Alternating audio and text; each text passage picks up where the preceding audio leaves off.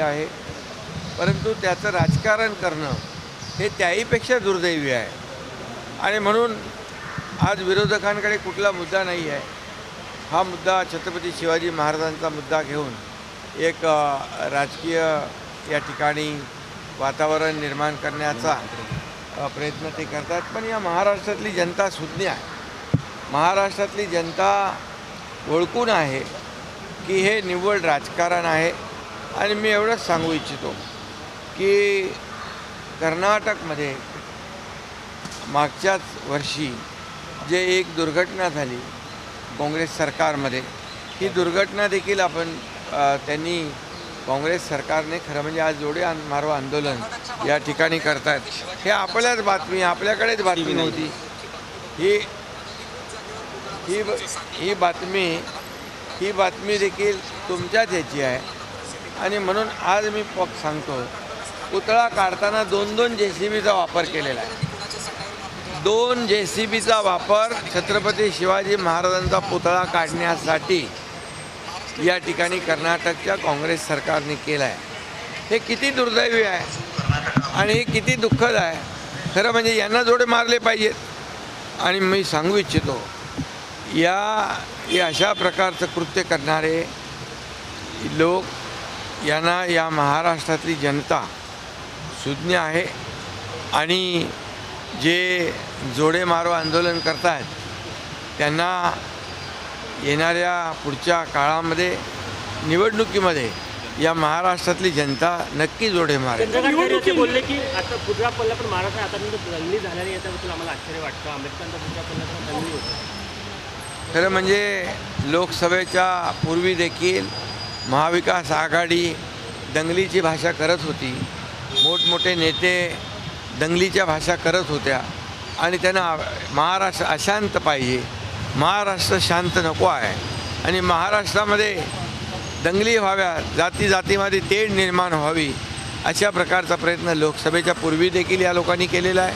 परंतु महाराष्ट्रातली जनता सुज्ञ आहे, संयमी आहे.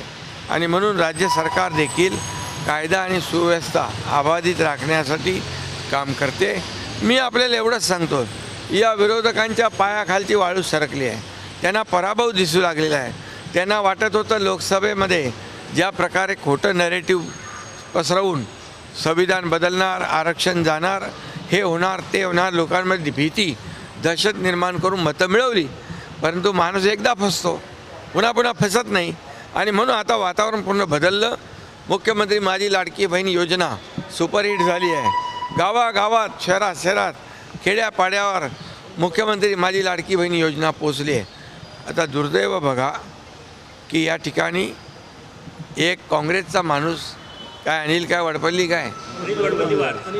वडपल्लीवार तिकडे कोर्टामध्ये या मुख्यमंत्री माझ्या लाडकी बहिणीच्या आडवा झाला आहे.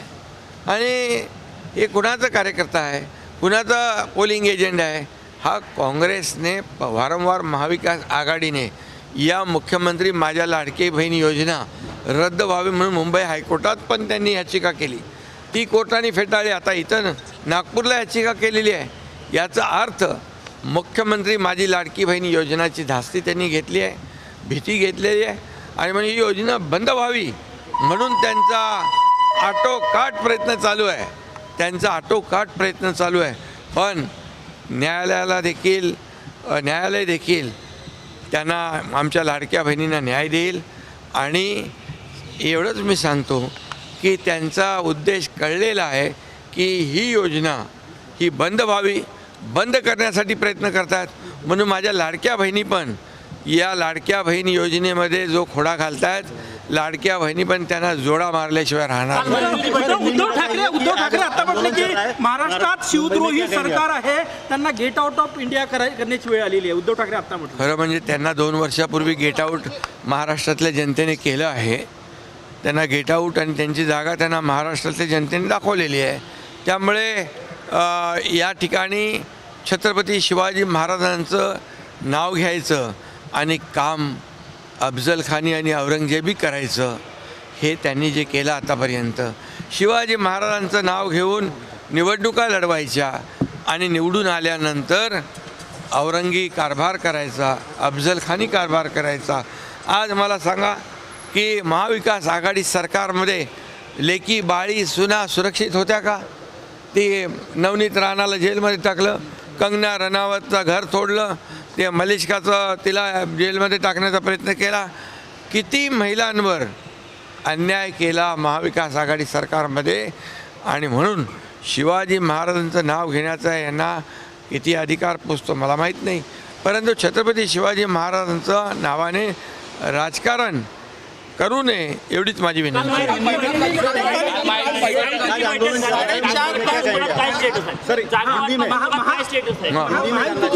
आज आंदोलन चल रहा है महाविकास आघाड़ी का, क्या कहेंगे उस पर?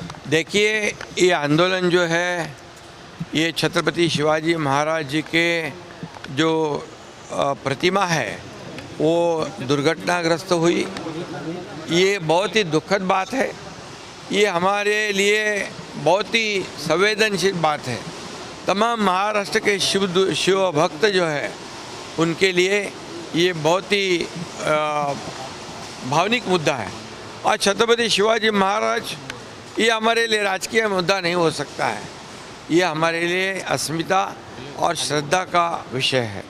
लेकिन हुई है घटना वो दुर्भाग्यपूर्ण है, वो दुर्दैवी है, दुखद है.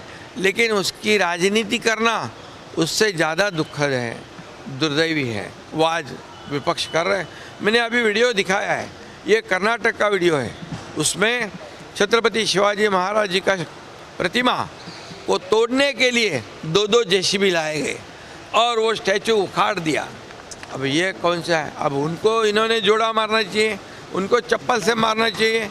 और वो छोड़कर यहाँ पर आज जो कर रहे हैं ये जनता महाराष्ट्र की बहुत ही सुज्ञ है, समझदार है. आने वाले इनके पास कोई मुद्दा नहीं है. अभी इनके पैरों तले ज़मीन खिसक गई है, उनको हार उनकी नज़र आ रही है. और इसलिए नज़दीक बहुत ही घोड़ा मैदान नज़दीक है. और आने वाले इस चुनाव में हमारे महाराष्ट्र की जनता इनको जोड़े से मारेगी, इतना मैं कहता हूँ. ये भी मैं कहूँगा, मुख्यमंत्री लाडली बहन योजना के लिए कोर्ट में चले गए अनिल क्या लड़पड़े अनिल वडपल्लीवार, कांग्रेस का आदमी है.